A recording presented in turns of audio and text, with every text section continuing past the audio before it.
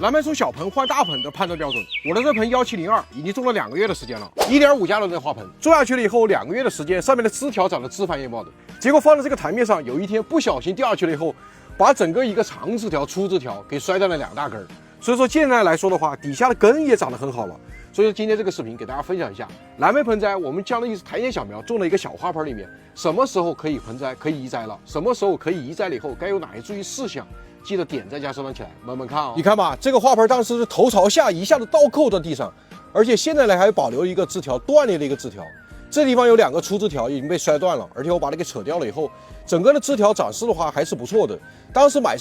回來了以後，有一個小枝條、短枝條才這麼短。然後後來的話，這個枝條長得有40厘米了，我進行一個壓枝條，沒有進行一個修剪。像這種小盆判斷它移栽4個標準。第一個判斷就是上面的枝條長的一個長度，不管你是藍莓苔蘚小苗還是一個波苗，拿藍莓苔蘚小苗作為一個例子，苔蘚小苗比如說買回來了以後，上面可能只有2根或者最多3根的一個很細的一個枝條，枝條的話頂多有10厘米。然後這個枝條拿回來以後，你種得好的一個情況下，這個枝條會長高長壯，就是葉片長得綠油油的，它不是一個紅葉或者黃葉一個狀態。然後長高的一個程度的話，大概也就是25厘米或者20厘米。然後這個之間的一個高度，粗度的話也有一個1毫米這麼粗了。然後你可以通過一個壓枝條，那個時候藍莓苔蘚小苗的話，不要進行一個打頂，因為你打頂可以讓它滋長。如果你那段時間遇到一個高溫大太陽天氣，又連續不斷的一個下雨的天氣，這樣反覆波折，對苔蘚小苗來說是一個惡劣的一個天氣。這個時候通過一個修剪進行打頂了以後，它就會變成一個滋長，滋長了以後有可能變成一個僵苗。所以說我們通過壓枝條，第一次的一個藍莓苔蘚小苗的一個枝條，把它壓枝條，讓它長壯，讓底下長更多的一個根。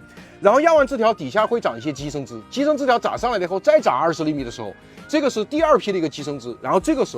候就可以換盆了。然後第2個判斷一個標準，就是這底下花盆的一個根的一個生長的一個程度，也就是花盆我們為什麼要換盆？因為花盆裡面的根長滿了，裡面的盆土的話，營養物質、水肥保持不住了，沒有一個足夠的一個水和肥供給上面的一個枝條和葉片進行一個生長了。這個時候長滿根的一個情況下，從花盆的側面來看，你看這個的話，像頭髮絲狀態的一個根的話，這個就是藍莓的根，而且很細。這些根剛開始這些根長出來的時候是白色的，隨着時間的一個推移，它老化就變成一個黃色的。然後如果你花盆側面看不到的一個情況下，你可以拿個小棍兒撥一下，這樣一撥的話，情況的話，你可以看到這種毛細根往下撥3到5厘米的時候，這些根可以看到的一個情況下，這個時候也可以初步判斷它根已經長滿了，這個也是一個判斷換盆的一個標準。還有，如果你的花盆看不到，你又不想撥的情況下，你從花盆這個排水孔這個地方有一些毛細根長出來了，從側面來看的話，也證明這個花盆的根長滿了。只有花盆裡面的根長滿了，我們才能更好的進行下一步的換盆。這是第2個判斷標準。第3個判斷標準就是判斷一個時間。如果你當地的一個氣溫是25度以上，然後30度以下，也就是藍莓生長最適合的一個溫度，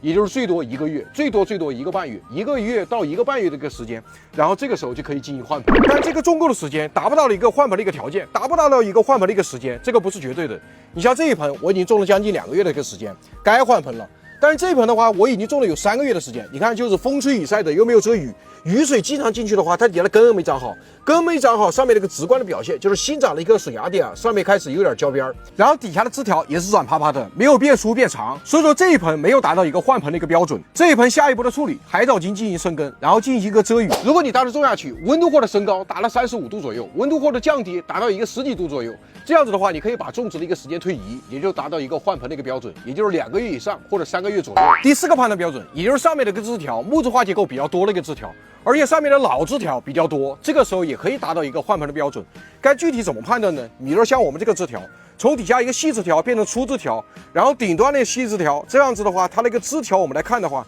你比如說像粗的枝條底下距離土壤比較近的這些枝條，你稍微這樣撇一下，它比較硬。這個雖然是綠色的，但是藍莓來說的話，它裡面的木質化結構就比較多。你看，我們再舉一個例子，這個頂端的枝條它是不是軟趴趴的？這個裡面的木質化結構就比較少。像這種細枝條、軟枝條打頂的話，它的芽點都長得很少。如果你這種老枝條沒有多的一個情況下，你相當於是不要進行一個換盆，因為上面的一個枝條沒有一個木質化結構多，上面的葉片也不多的情況下，就算進行一個換盆，它底下的根也不多。你一換盆，在這個時間，比如溫度又高，或者是外面室外的一個環境下，又經常下雨的話，對它的根不僅不長的一個情況下，上面的枝條也沒有一個光合作用，進行一個營養物質底下進行一個生根，這個小苗會容易掛掉的。所以說我們要看這個枝條木質化結構多不多。再直觀一點看的話，就是中心點位，就是主幹這個地方，它的枝條的顏色都變成一個褐黃色，而且有木質化皮的一個枝條，它不是綠色的了。像這種小苗的話，就可以換盆了。好了，分享完畢嘍，4個方面該判斷這個藍莓小苗該不該換盆。看到這兒點個讚吧，關注我，我是風總有見，下期視頻再見，